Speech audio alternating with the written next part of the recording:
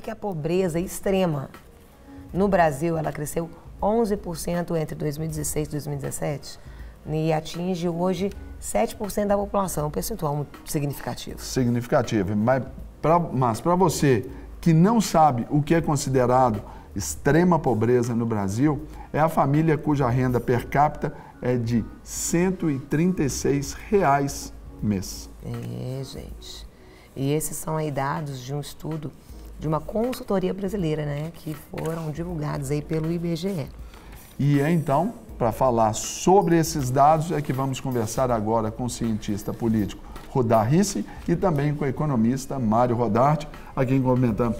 Rudá, Mário, bom dia, sejam bem-vindos. Honra recebê-los aqui, viu? Obrigado, privilégio. Estar aqui de novo. Fazia tempo. É verdade, é verdade. Você emagreceu bem. Ah, e tem que emagrecer mais. Ah, ontem tive viu? uma péssima notícia, que eu engordei de novo alguns quilos que eu tinha perdido. Não, mas você vai continuar Não, mas você é tá porque ótimo, aí tá? Hoje isso nem é porque você água. perdeu e encontrou. Você Não, tem fiquei que até feliz que não tem esconder aquela mesmo. mesa de café que eu vim da outra vez aqui. Uma Foi ostentação não... É verdade. Tudo bem, Mário? Tudo bem. Bom, primeira vez, né? Aqui com a gente. É a segunda, eu acho. Já tem um tempo já desde a primeira. Aí, ó, tá vendo? Mas foi um prazer. Estamos trazendo essa turma boa aí de volta. O Rudá já disse aqui que depois de um longo, tenebroso inverno, então, Mário, Também. então, uma honra recebê-los. E, infelizmente, para falar de um assunto assim, Triste, mas real, né? uma queda, né?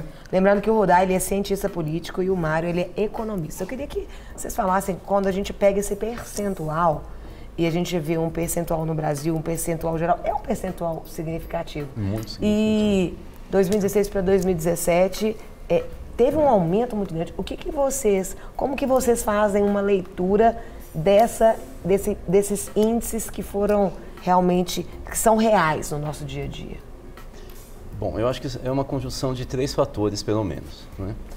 Bom, o que não é que no Brasil começou a se falar, é que é um problema individual. Ou seja, se a pessoa estudar, ela teria emprego, se a pessoa for mais... O problema de mercado, é uma estrutura de mercado. Tanto é verdade que você teve 10 anos em que a gente reduziu a pobreza, eliminamos pela metade a fome, e agora em 2 anos a gente voltou a ser pobre. Ou seja, como é que aqueles que tinham saído da pobreza em 2 anos voltam por uma opção pessoal? Não existe opção pessoal.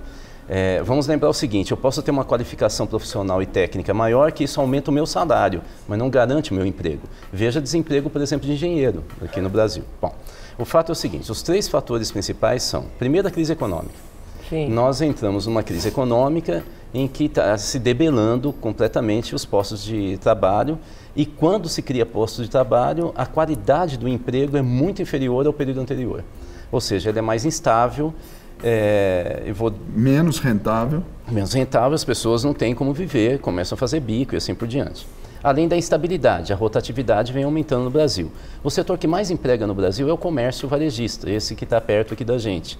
Mas é o que mais se roda em termos de emprego. As pessoas ficam, em média, 2 anos só no comércio varejista. Então, é só para a gente entender. O primeiro é econômico.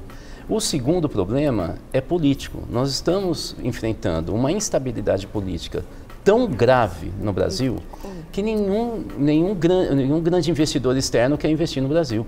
Eu converso frequentemente, inclusive com a imprensa internacional, e o que eles dizem é, enquanto não tiver eleição e mesmo depois da eleição, nós estamos preocupadíssimos.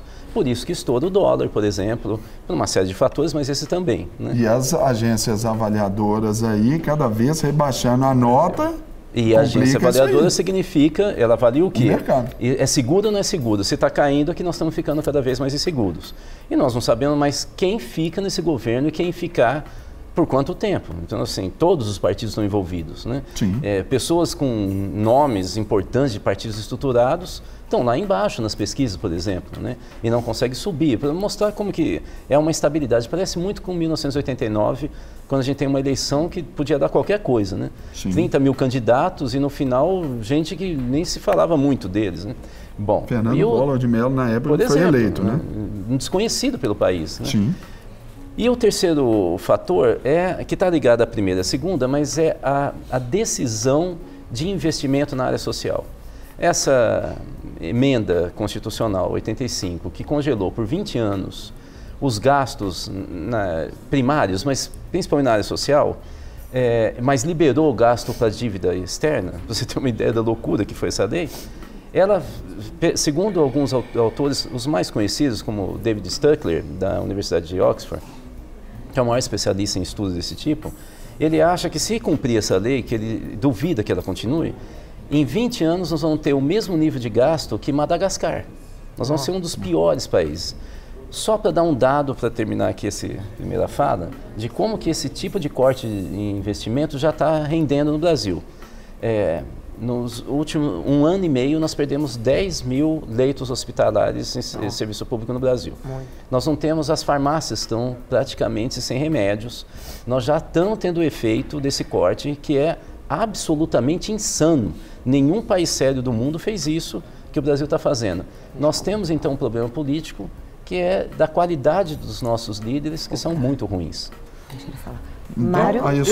Então, eu acrescentaria, eu acho que muito próprios a esses 3 pontos levantados, sobretudo o terceiro.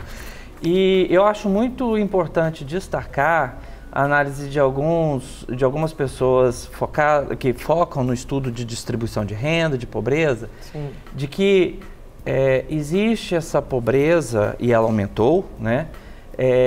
Não é porque é um país pobre, mas sim um país de muitos pobres. Porque a gente vê em outras classificações, o Brasil é um dos mais industrializados do mundo, né? Temos também um PIB elevado. Então, assim, não existe um argumento que diga assim, existem muitos pobres porque, enfim, existe uma situação de país pobre, né? É o contrário, né? O que justifica isso muitas vezes e a gente sempre vai cair na questão da má distribuição de renda. A crise não é de recursos, é de gestão, né? Exatamente. E uma coisa assim muito curiosa e preocupante, né? Porque na dinâmica atual nós observamos que, lógico, a crise afeta, né? Nós ficamos mal na fita em relação ao mundo, né? Por essas questões da democracia, da condução mesmo da política econômica, mas temos assistido bancos, setor financeiro, tendo lucros interessantíssimos, assim, né? Para eles, lógico, né? Então, assim, nós observamos que a dinâmica atual foi de que um aumento da renda dos 10% mais ricos, ao mesmo tempo que se produziu esse aumento de pobreza. É muito importante, vocês já deram os números aí no começo do programa, e eu acho que é legal colocar uma lupa sobre essa questão, né? Quem são esses 13 milhões, que agora subiu para 14 milhões e alguma coisa, de pobres, de extrema pobreza, segundo o Banco Mundial, né? Seria uma família que receberia por dia valor igual ou inferior a R$6. Só para ter, né, um parâmetro, né? O Restaurante Popular, que é uma ótima iniciativa aqui em Belo Horizonte, né, oferece almoço por R$3, sabe? 2 comeriam. 2 comeriam.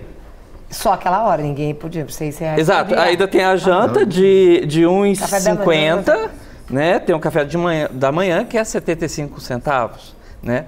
Quer dizer, são preços ótimos, mas assim, veja qual que é o critério do Banco Mundial para definir extrema pobreza. Então, assim, nós estamos falando de pessoas com padrão nutricional muito baixo.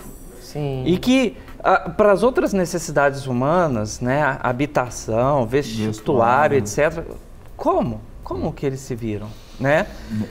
Então, assim, é um segmento da população que está numa situação em que, mesmo se houvesse uma recuperação do mercado de trabalho, sabe? Lógico que isso tem efeitos indiretos muito importantes, né? Ramifica, principalmente quando atinge segmentos de uma economia popular. Mas, assim, são segmentos em que eles precisam de ser assistidos mesmo por políticas sociais. Né? Não é assim ensinar a pescar para tirar o peixe. Eles estão numa situação. O Dá falou aqui, né? Colocou, não é individual, isso vem de um coletivo. Sim. E vem de cima para baixo. É de uma ideia de país. E outro dado preocupante, que eu acho que adiciona ao que ele já disse, é que assim, o número de famílias assistidas pelo Bolsa Família, que eu acho que é um dos programas dos mais interessantes, né, para atender essas pessoas e dar uma solução mais imediata, o número de famílias tem recuado. O número de famílias assistidas por esse programa tem diminuído, se pegarmos o ano de 2003 até o momento atual. Então, eu acho que é outro elemento de preocupação. Então, assim, as políticas que muitas vezes cabem, né, no atendimento, né, dar alívio imediato para a situação de aflição dessas famílias, elas estão se recuando no tempo. Combinado a esse negócio de congelamento, né, das verbas de saúde, então nós temos um quadro realmente de preocupante. Crítico. Não quer ficar um segundo por fora da nossa programação? Agora você pode nos acompanhar através das plataformas digitais. Queridos amigos e amigas, preciosos irmãos e irmãs, não perca tempo. Acesse, curta e siga-nos. Fique por dentro de tudo o que acontece aqui. Rede Super, inspirando você.